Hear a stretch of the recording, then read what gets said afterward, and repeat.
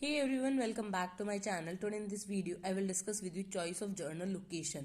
हम ये इससे पहले वाली वीडियो में कुछ पॉइंट्स डिस्कस कर चुके थे, अब हम उसी को कंटिन्यू करेंगे। हम ट्रांसपोर्टेशन तक व्हीकल्स के जो हमारी जर्नल लोकेशन थे उसको डिस्कस कर चुके थे। Next point is population density. Population density क्या होता है कि एक एरिया में कितने नंबर ऑफ पीपल रह रहे हैं उसे हम बोलते हैं पॉपुलेशन डेंसिटी। अगर एक एरिया की पॉपुलेशन डेंसिटी ज़्यादा है तो वहाँ पे कस्टमर्स आने के चांसेस भी ज़्यादा होंगे क्योंकि उनकी नीड्स ज़्यादा होंगी। और अगर रिटेल लोकेशन उसी एरिया से रिलेटेड है देन लोग ज़्यादा दूर जाना ना प्रेफर करके नियर बाय स्टोर से परचेज करना प्रेफर करेंगे, अगर आप उनकी क्वांटिटी के अकॉर्डिंग और उनकी क्वालिटी वाइज प्रोडक्ट अवेलेबल करा सकते हैं या नहीं। Then cost of property. Cost of property भी एक अनदर फैक्टर है जो क्या करता है, रिटेल लोकेशन को चूज करने में हेल्प करता है। कई लोग ऐसे होते हैं वो प्रॉपर्टी इसलिए चूज करते हैं कि उन्होंने खरीदी, वहां पे थोड़े टाइम काम किया, देन उसे सेल कर देंगे।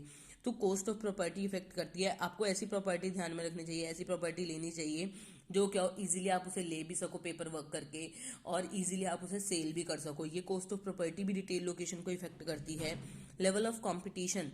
रिटेलर की जो लोकेशन है उसके बेसिस पे वो क्या करता है, पहले लेवल ऑफ कंपटीशन मार्केट में चेक करता है कि वो जिस तरीके का प्रोडक्ट सेल करना चाहता है उस तरीके के प्रोडक्ट का मार्केट में कंपटीशन कितना ज़्यादा है। अगर कंपटीशन ज़्यादा होगा तो रिटेलर को सक्सेस होने में टाइम लग सकता है, पर अगर कंपटीशन कम होगा देन रिटेलर सक्सेस होने के चांसेस इंक्रीज हो जाते हैं। टारगेट मार्केट का साइज कितना है, नंबर ऑफ बायर्स कितने हैं वहाँ पे, नंबर ऑफ जो पीपल हैं वो किस तरीके के वेज पे क्या करते हैं, परचेज करना स्टार्ट करते हैं, या किस तरीके का इनकम लेवल है।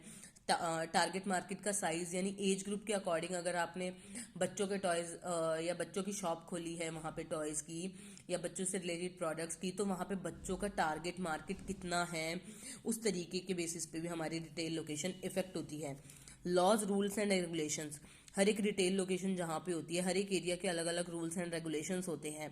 तो अगर आप जहाँ रिटेल लोकेशन प्रेफर करना चाहते हैं, जहाँ की रिटेल लोकेशन चूज करी है, तो वहाँ के रूल्स एंड रेगुलेशंस को ध्यान में रख के परचेज करें। कई एरियाज होते हैं जहाँ पे वीकेंड पे ऑफ होता है, कई एरियाज होते हैं जहाँ पे मिड में ऑफ होता है एक वीक में। तो उस तरीके से रूल्स एंड रेगुलेशंस अलग अलग एरिया के अलग अलग अकॉर्डिंग होते हैं, उस बेसिस पे भी हम रिटेल लोकेशन को चूज कर सकते हैं। Then is survival cost. Survival cost क्या होती है, जो रिटेलर को चाहिए होती है रेगुलर बेसिस पे काम करने के लिए, जैसे कि उसे रेंट पे करना पड़ेगा, अपनी ह्यूमन रिसोर्सेज उसने लेबर लगा रखी होगी या कोई वर्कर हायर कर रखा होगा, उसकी सैलरी हो गई। स्किल्ड और अनस्किल्ड लेबर हो सकते हैं। किसी की बड़ी शॉप है तो उसने नंबर ऑफ वर्कर्स ज़्यादा लगा रखे होंगे। इलेक्ट्रिसिटी का बिल, ट्रांसपोर्टेशन का बिल, जितना वो आने जाने का खर्चा करते हैं, ये सारे किस में आ जाएंगे, उसके सर्वाइवल कोस्ट में। Next is income level. Income level क्या होता है कि जिस एरिया में आपकी रिटेल लोकेशन है उस एरिया के लोगों का इनकम लेवल कितना है, कि वो लोग मिड क्लास फैमिली से हैं वहाँ का एरिया, या हाई क्लास सोसाइटी है या पुअर क्लास सोसाइटी है। देन आप उस अकॉर्डिंग अपने प्रोडक्ट्स को चूज कर सकते हैं।